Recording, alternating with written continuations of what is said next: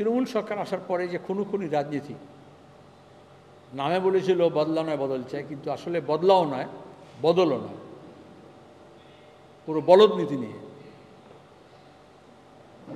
তারা যে আক্রমণ শাণিত করেছিল 1 বছরের মধ্যে,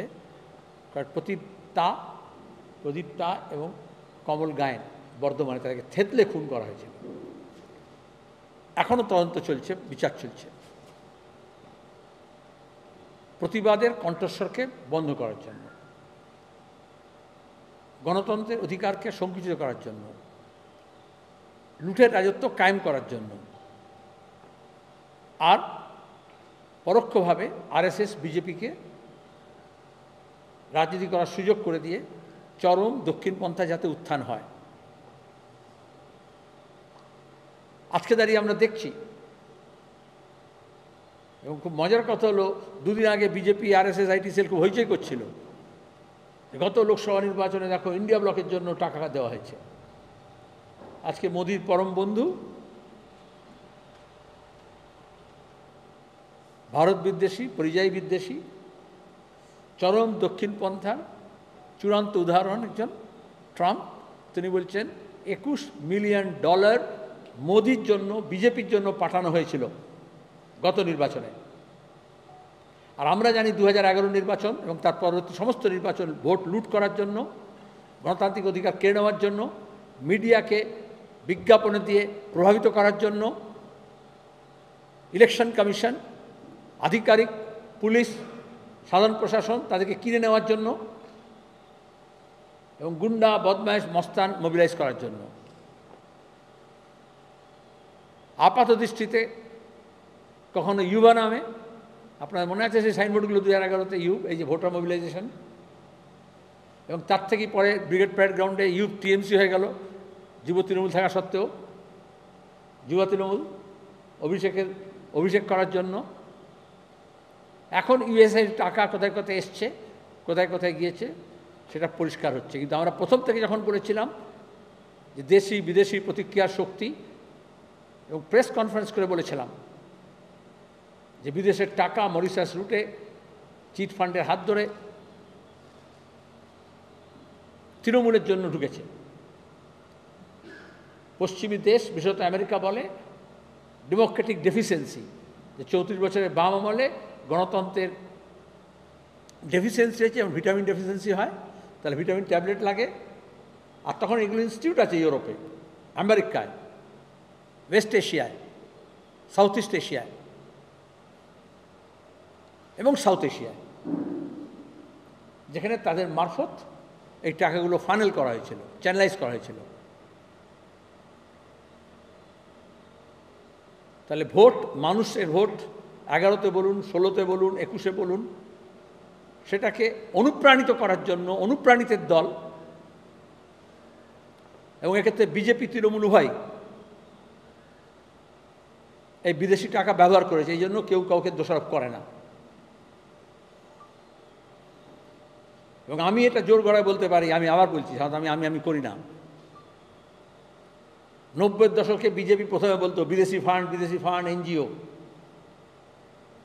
ইউনাইটেড ফ্রন্ট গভর্নমেন্টের সময় আমি চ্যালেঞ্জ করে বলেছিলাম পার্লামেন্টের ফ্লোরে যে স্বাধীনতার পরে যত বিদেশি ফান্ড আইনি পথে এসছে, হাওয়ালা নয়, বেআইনি পথ নয়, ব্যাংকিংয়ের মারফত, এফসিআর ক্লিয়ারেন্স নিয়ে, আরবিআইকে জানিয়ে, বিদেশ দপ্তরকে জানিয়ে, সেই টাকাগুলোর স্রোত কী, সূত্র কী এবং এন্ড ইউজ কী, সেটা জানার অধিকার আছে মানুষের।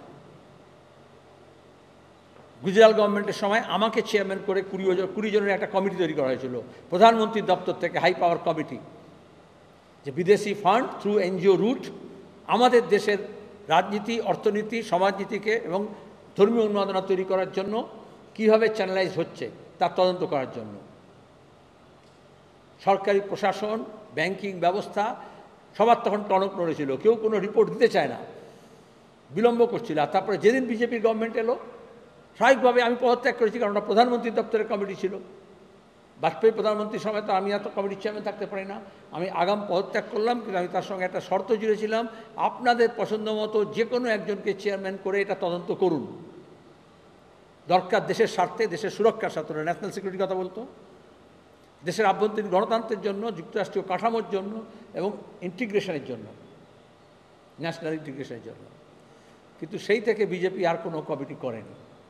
ওই কমিটিও মাঠে মারা যায়, কোনো রিপোর্ট তৈরি করতে পারেনি, কারণ সেই রিপোর্ট তো আসেনি প্রথমত সবটা, কিছু কিছু এসেছিল,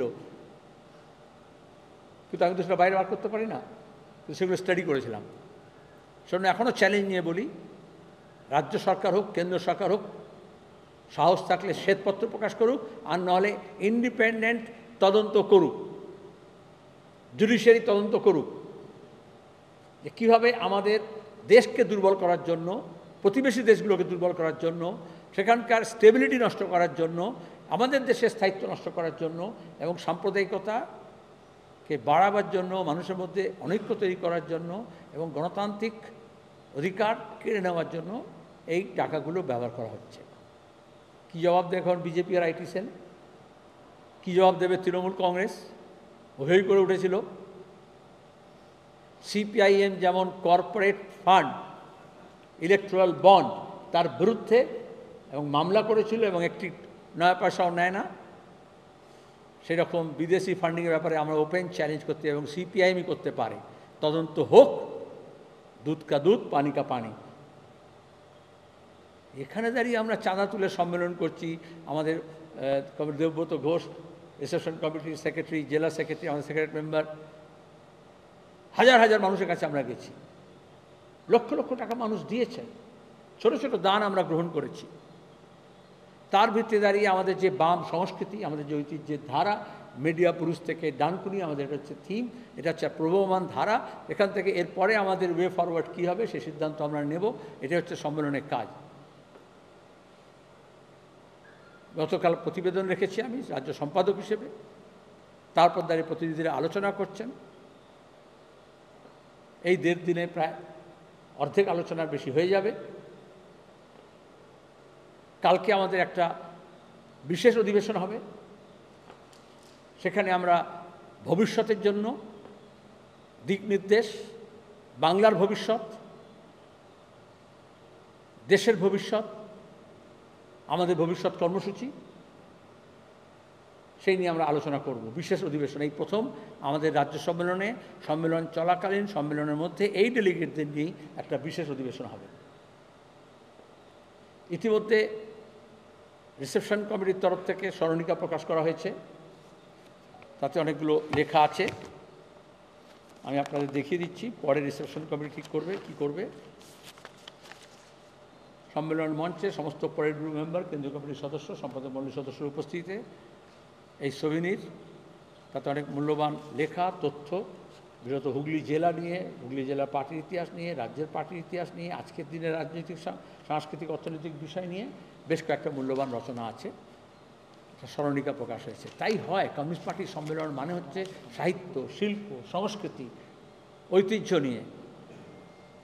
তার মধ্যে কেউ কেউ মেনু খুঁজছেন, মেনু বিশাল বড়, কিছু যা হয় আর কি, বিজিবিএসকে কভার করতে করতে কেউ কেউ শুধুমাত্র হচ্ছে বিনিয়োগ কী, টাকা কী, কোম্পানি কী, এইসবের বদলে কী কী খাওয়া হলো, কতটা ভিড় ছিল, কে কী পোশাক পরে এসছে, সেসব নিয়ে যারা রিপোর্ট করে তাদের সেই ইয়েলো জার্নালিজম আছে। কিন্তু আমি ধন্যবাদ জানাবো আপনাদের অনেকেই যে পজিটিভ অনেক নিউজ ক্যারি করছেন।